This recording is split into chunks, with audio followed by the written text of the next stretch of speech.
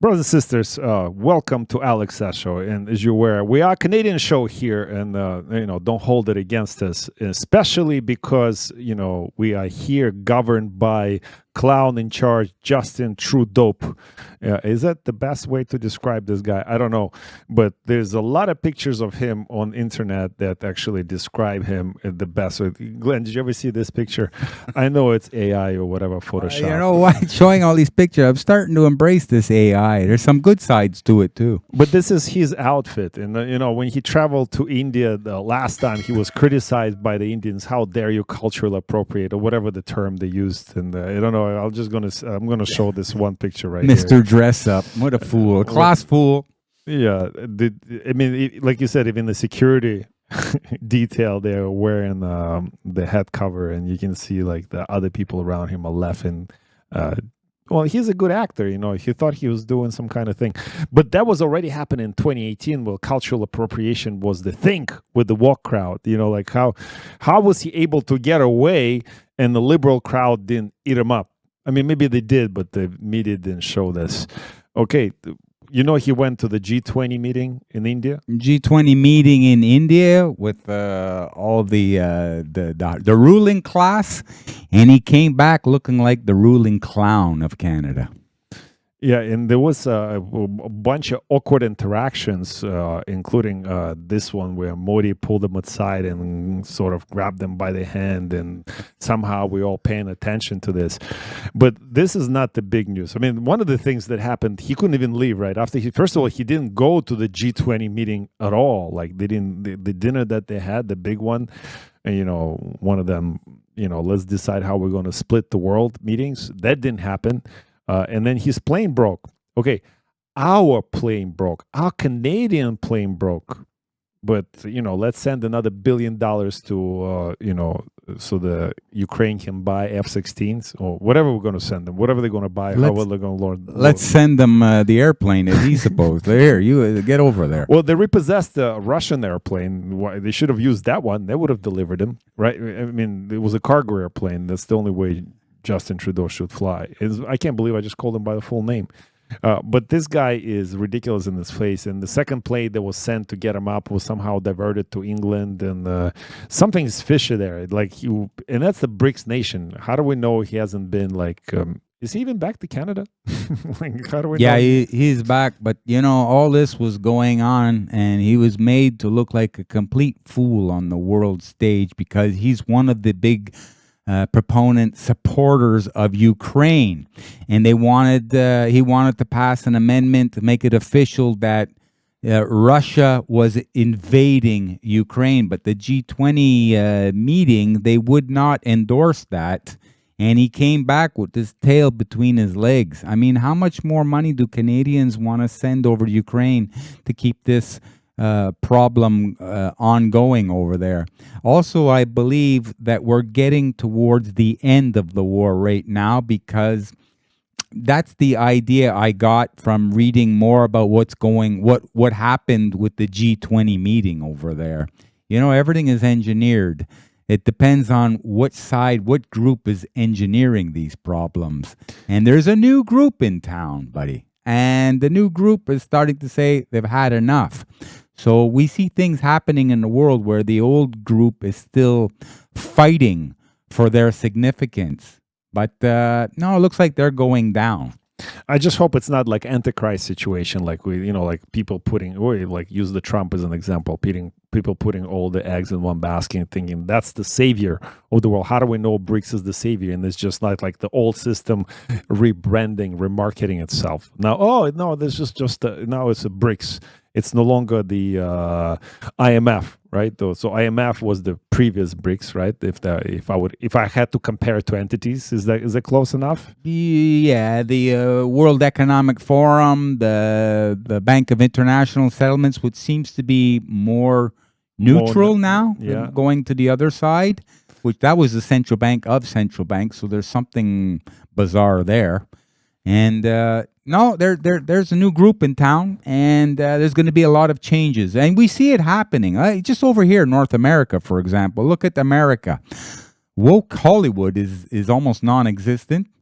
Woke Disney is just almost non-existent. And rhino, if you look at the word rhino in the dictionary, look it up, Republican in name only, there's a picture of Mitt Romney there. And he's stepping down. He's not running. So things are happening all at the same time. You get a funny feeling that certain things are being exposed. It's time to get out. You know, the people who were part of the old organization. We'll see. Glenn, question to you. We're going to play a really funny video. It made its rounds on the internet with the Indian broadcasters actually being appalled with Trudeau. My question is, how come population, specifically Indian population, knows more and better of what's going on in Canada in regards to us as citizens than Canadian citizens themselves? Well, that's probably two good reasons. Is they're less diverted, their attention. Mm-hmm. And secondly, they've had a much harder life than the average person here in the West. So they see things from a different perspective. We're distracted all the time, and we're just trying to hold on to our old way of life. Whereas they're embracing the change over to the new way because they believe that they're going to be the next global financial power. Their population has increased over China now, so they're number one in the world. And their demographics, a very young population. So they know a lot about technology and IT. That's where they're trained. They've been trained for the future. And this is why that country is a focal point of what's going on in the world. That's going to be a powerhouse. Okay, let's watch this hypocrite. I love watching Trudeau enough. Over the years with Prime Minister Modi, we've had many conversations on both of those issues. Obviously, Canada will always defend freedom of expression, freedom of conscience. What a hypocrite. I was going to say that. Glenn, are we being defended when the Bill C-18 and C-11 passed? Like, are we free to express ourselves? This is coming from Dictator, the totalitarian himself.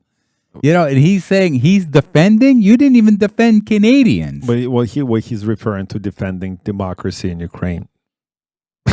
That's what he's defending, right? Which is So that's what we're paying him for. Yeah, to defend democracy in Ukraine, non-existent democracy, and print more Canadian dollars to give it to other countries, other places in the world, so that it creates inflation for Canadians, and we have the prices going up. And then also devalue Canada in general, so other entities like BlackRocks of the world can come in and purchase us out, or China.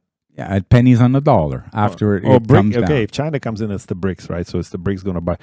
Well, if Brics buys Canada, maybe it's not so bad. But, that's the thing I have about Brics, China. It's sort of a dark horse. Freedom of peaceful protest, that's something that's extremely important to us. At the same time as we're always there to prevent violence, to push back against hatred. I think on the issue of... Because the truckers, they were the haters. They came in, they destroyed Ottawa, they made it really dirty. They took advantage of homeless people, maybe in a sexual way. I don't know. The city was clean. They were feeding everybody. There was peaceful gatherings. They played music. They danced. The violent. There was no violence. There was the only violence that was caused was by his administration. Yeah, I was there, champ, in the flesh. The G-Man and Rambo the Rottweiler, the mascot here. We were there, and I could tell you from what I saw right there, they were the nicest Canadians you could ever meet. And, if you listen to the media, you think they were a gang of thugs.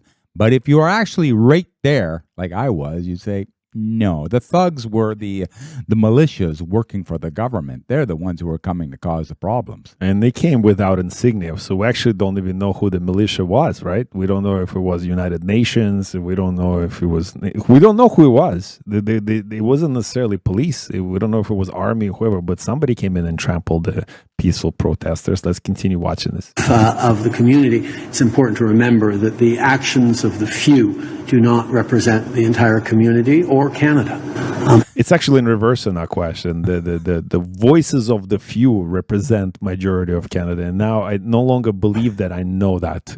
By even like the show that we're doing, all the people that I wasn't sure where they were in life in terms of their values and their political beliefs and the spiritual beliefs and stuff. They'll come in. I was like, like with Glenn, you say this all the time. We say what other people are thinking. And there's more and more of us saying it. So it's like we start to actually understand and believe that it is the minority, the ruling sort of or controlling minority that thinks this way. They don't even think that way for themselves. They're being forced to think that way, and they want everybody to think that way.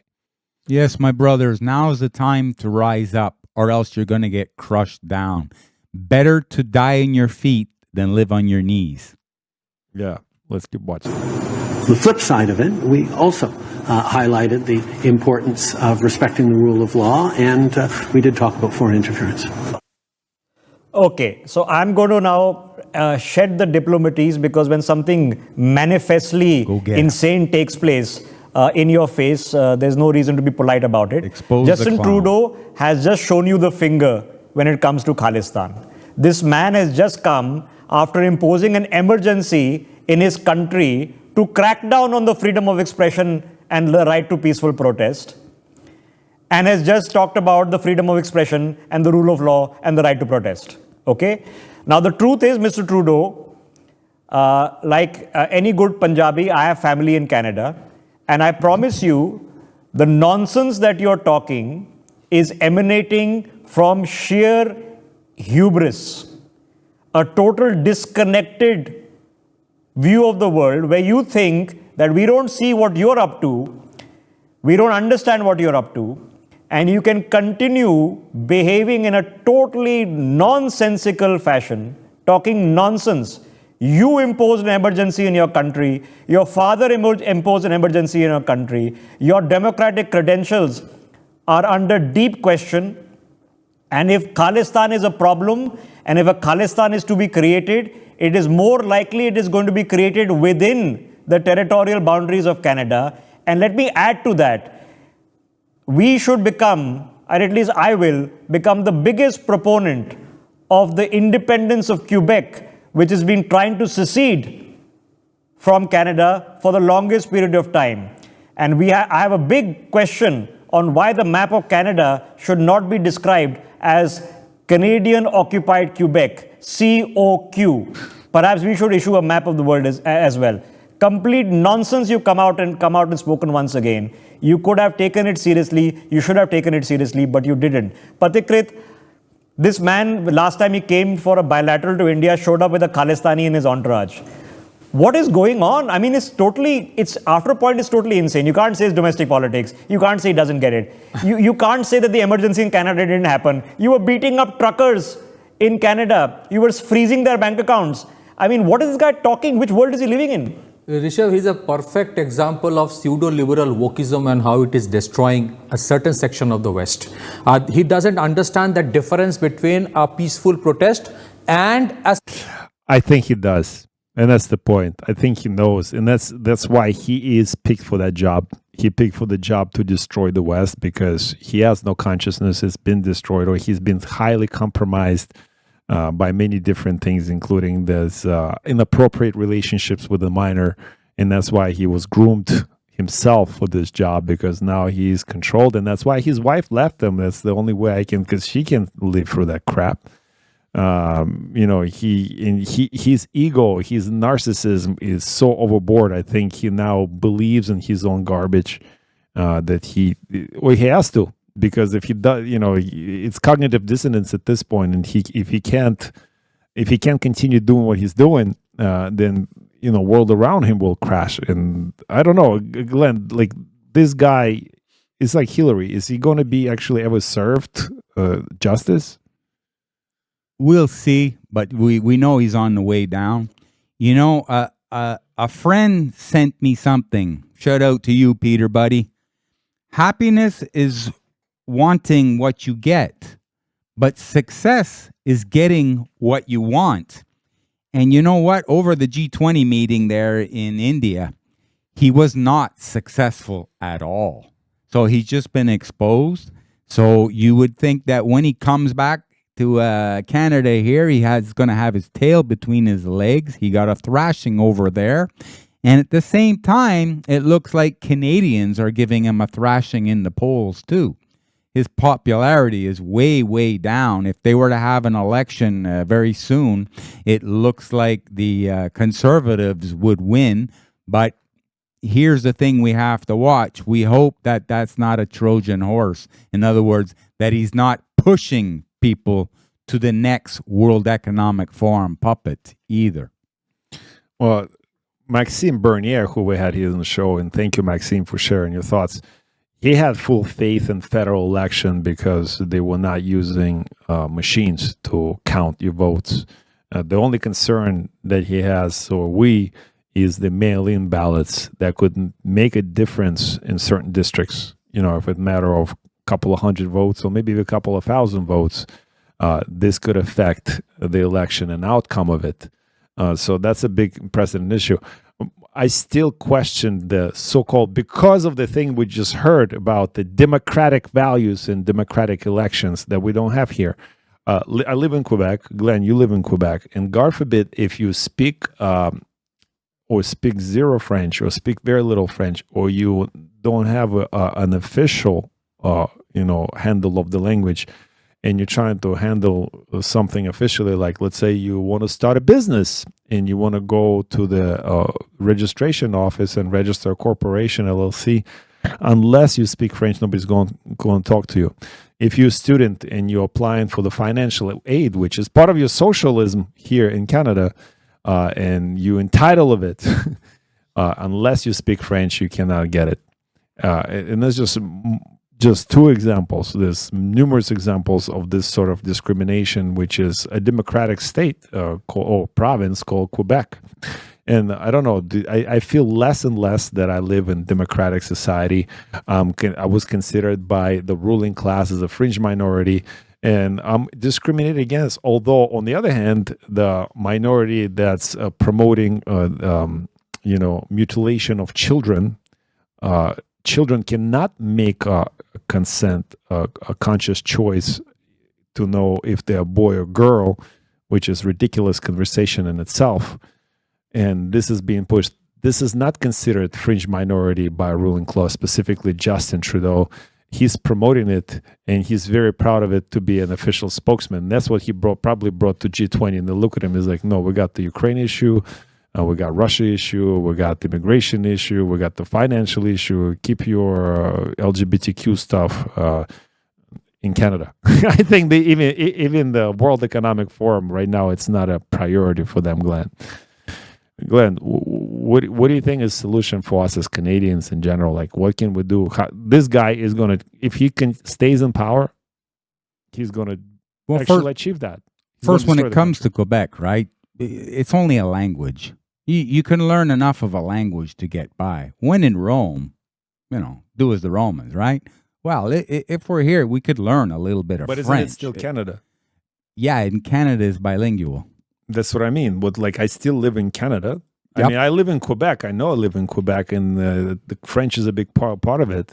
And, I actually admire the fact that we have two languages, official languages in Canada. It's the only country, right, that has the two official languages? Yeah, I believe so. Or one of them, one of the few. Yeah. But I mean, right away, if everybody spoke English and French, and then in school you'd learn another one, let's say Spanish, you have the three languages of the Americas right there. So you're so much further ahead to actually put the language as a wall in front of you. You're perpetrating your own resistance, your own downfall. You could rise up. Okay, it's a little harder here, apparently. So rise up. We say it all the time. So it's still another divide and conquer tool by any means. Well, it's only divide and conquer if you allow it. Look, Quebec is still a part of Canada. This has been this thing going on since the early 1970s. And you know what? It may go on a little bit longer. I don't think so anymore, because with the introduction of the internet, Quebecers, specifically French Quebecers, are seeing, how small they are in the world and how the world really, really works. So it's in their interest to learn English. We're here. It's in our interest to learn French. That makes it a little bit easier to get along. And then along the way, we pick up bits of another language. I believe you're trilingual. Yes. You see, your daughter is 10 years old? She speaks 3 languages. Already, yeah. Yeah, you see, these are all bonuses. Now, when your daughter starts learning Spanish, you have 4 languages already. You know, linguistics are about the most important thing you can study in school. Because it does help you appreciate and understand the communication skills in general, because language is not only representation of culture, but also representation of communication. Now, you asked me about Trudeau. Now he came back to Canada. Now he's trying to make certain amends. You know, the mighty Maxime Bernier, he said that we don't have a housing problem in Canada. We have an immigration problem. But that's because of this guy in power for the last 8 years. Now, immigration has gone through the roof here, and we can't keep up. And they've underestimated the amount of immigration here by at least 1 million people. So they're saying between now and 2030, Canada is going to need another 3.5 million, I call it doors. You know, people were places where a person could live. It could be a multi-revenue property, or a small house, whatever. So, you know, and this government's policies, when their intervention, too many rules, laws, permits, regulations, is what's slowing things down. And now he wants to work with the provinces, who also want to work with the cities to get things going. Too little, too late. We should have been thinking about this a long time ago. Or maybe not. Maybe that's all part of design. Like, you do see a lot of high rises being built, specifically here in Montreal. And my question is, like, with all this, you know, high interest rates and unbearable mortgages, who's going to, you know, how's it going to work? Well, people won't be able to buy those. Maybe somebody did, and somebody got lucky enough, and maybe they secured it at the low interest rate or whatever, fixed rate. But for the most people, they're not, especially all the new buildings. So somebody owns it. The corporations owns it. You know, corporations like BlackRocks of the world, for example. And, you know, you own nothing and you'll enjoy it. So as immigration comes here, and the Canadians even can't afford to live here, what do people do? They rent, right? And what are the rent? What are the high rises to build? They're built in the cities. And what do the cities represent? You know, cities going to be divided into a 15-minute city concept. So I think, Glenn, it's all by design to push people into cities and take them out of the suburbs. And because, you know, when people live in the suburbs, specifically in the farmlands, they are self-sufficient. So they can think and understand how the world works for themselves. Unless you're a worker bee or slave bee, living in the city for a paycheck, paying taxes, etc., and eating what they tell you, including like all the COVID misinformation and everything else. So to me, it seems like a design thing, and this thing that we observe with immigration in Europe, the immigration that comes from Middle East and Northern Africa, it's the exact same concept. In China, they implemented and they've built a whole bunch of ghost cities that are empty cities that was supposed to be the epitome of, you know, the 15-minute cities that was supposed to be implemented shortly after COVID, or right after, or right during the COVID. I don't know if that actually happened or not. But destruction of the West is designed, and people like Trudeau are placed in there to carry out the agenda. And it's up to us, man, not to let this happen, Glenn. Am I wrong? Yeah, and I believe that people are going to live wherever the hell they want to live, okay? It's time to say, easy, you're not going to push me into the cities. I'm more of a country person. You go there, you know? If you think there's benefits living in the city, you live there. If you think that's a detriment, you don't live there. It's going to be the wishes and the freedoms of the individual that will prevail. It always does. Another thing he's doing when it comes to real estate is he wants to get rid of the GST on new construction on revenue properties, you know, like rental residential. And that was something they should have done a long time ago if they were foreseeing, they knew they were going to bring this much immigration into Canada. You know, so that would alleviate a little bit, but it's too little too late. And the next thing he wants to address, since he's been back, because he had a meeting, a big meeting, a sit down with all the Liberal Party, and there were a lot of people in that party that were coming after him, saying, "Uh-oh, we're going to be out because of you." So they want to implement some new things. Another thing is he's going after the big grocery chains. He's saying your price for your groceries is going up because the grocery chains are too greedy. And he's threatening them, or else he's going to impose another tax on them. It has nothing to do with carbon tax, right? That and what about all the money that Canada is printing, sending around the world? You're increasing the money supply, so you're devaluing the currency, so the price of everything goes up. You're buying the same product or service that you did before, but you see the price escalating so much. Price of fertilizer went up. They created that problem. You know, all the problems that we have here in Canada, this guy and his government minions like Chrystia Freeland, they're the ones who created it, but they're trying to deflect the blame. It's not our fault. Look, Canadians, we're trying to help you out. We're doing what's best for you. No, you flushed Canada, and now you're just trying to bow out gracefully. That's the problem. Are they human though? Like, again, I'm asking you that question. I'm not trying to be facetious. Like, people that actually knowingly doing it and they're causing harm to their brothers and sisters, like that, to me, that's demonic. I mean, without even going into religion. Like, another thing that he wants to do is the CERB repayment for all the small businesses. They locked them down, and they gave every small business up to $60,000, the max, to pay their rents and everything, while they were locked down and they couldn't make any money. Okay, and the balance, the whole thing was supposed to be paid back by December 31st of this year.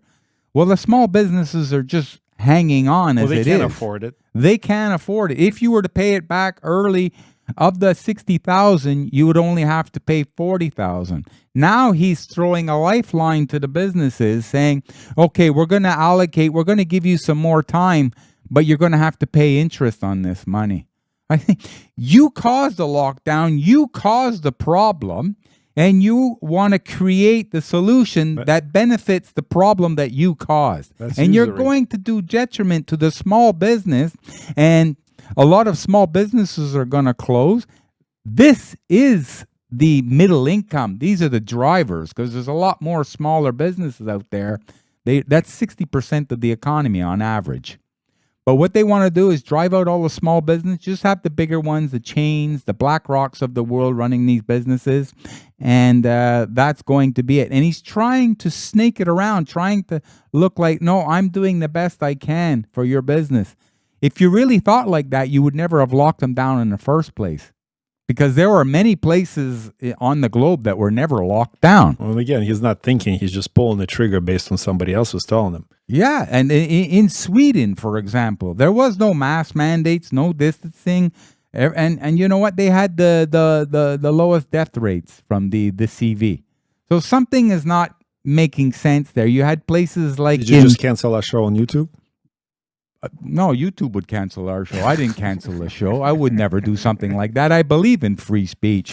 If we're screwed again because of free speech, then there's something wrong with YouTube. We're going to do, actually, brothers and sisters, we're going to do next week a show on re-education camp proposed by the YouTube to teach you how not to be a hater and how it is better for the whole community. Grant, question to you. Do you have more information there on his agenda there, by the way? Well, over at the G20 meeting in India, he was the biggest supporter of Ukraine.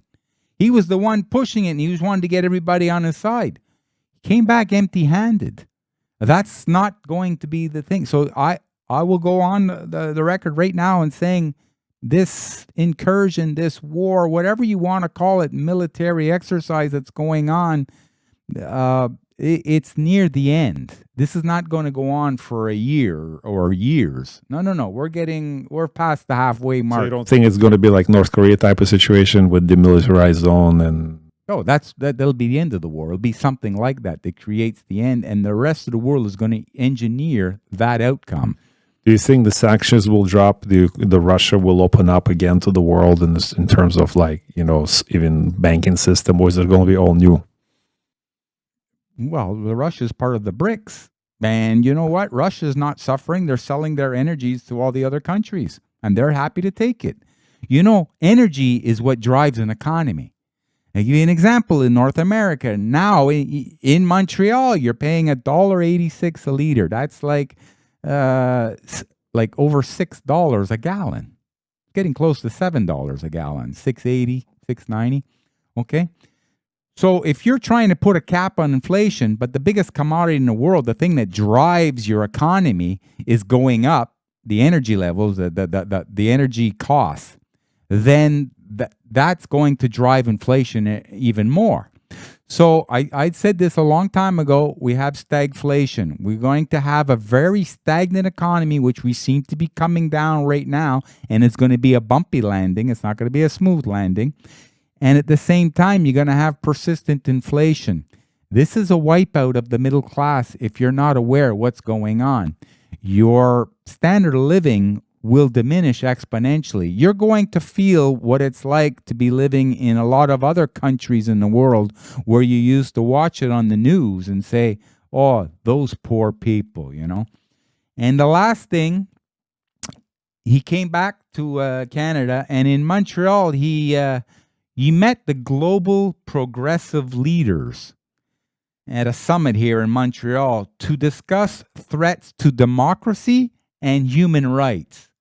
Really? From him, the dictator, authoritarian, totalitarian World Economic Forum puppet himself. He's the one holding court. The quicker Canadians get rid of this whole system of governance, the better we can start recuperating. You know that liter of gasoline, regular gasoline in Moscow is like 70 cents compared to Canada. It's still expensive, I find, but it's way cheaper than in Canada.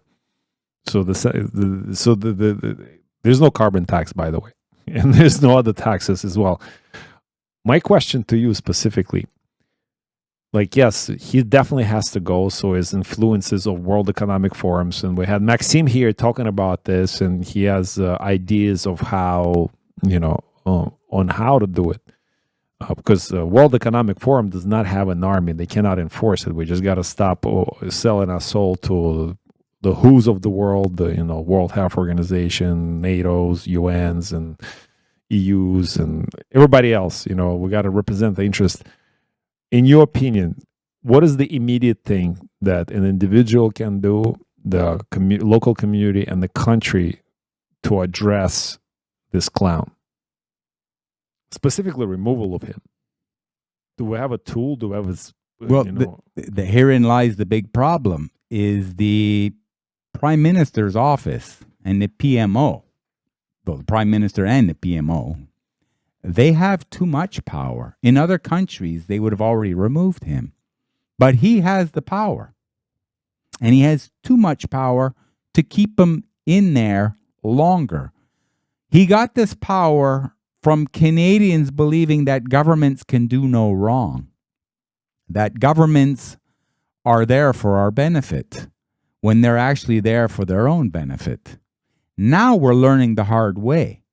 So I would say that's going to take care of itself at a next election. Hopefully it comes a little sooner.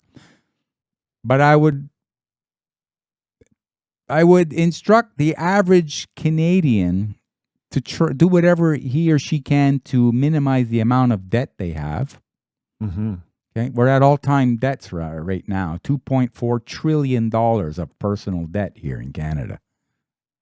We have this as we're going into a hard time. Minimize the amount of debt. Do without things that you don't really need. You want them, but you don't really need them. Okay? Come back to a more basic way of living where you don't have to be in competition with the Joneses to have more under the false premise that this is going to make you happier.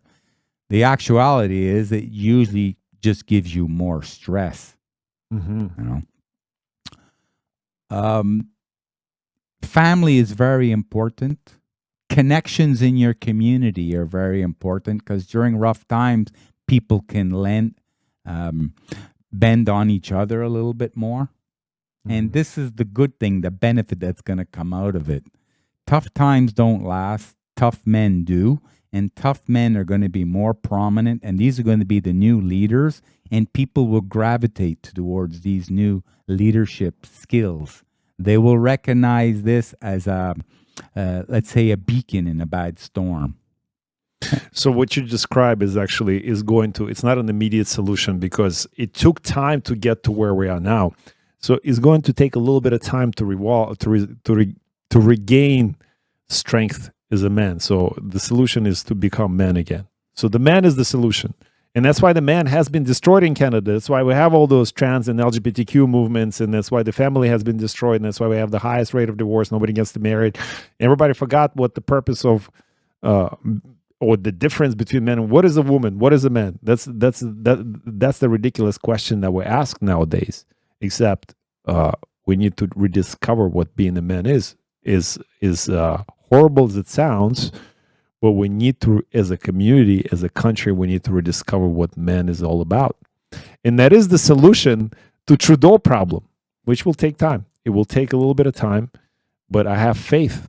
I have faith in you, my brothers and sisters, that if we stick together, we can regain the foothold back. We can regain a country. We can take it back 100%. Glenn, anything to close the show with? Last thing, a truth bomb is going to hit a lot of people. I guarantee you this Justin Trudeau will go down as the worst prime minister in the history of Canada. You'll see. The worst leader in general. And brothers and sisters, thank you for tuning in to Alex Sass Show here at the Glen Zone, and we'll see you on the next one.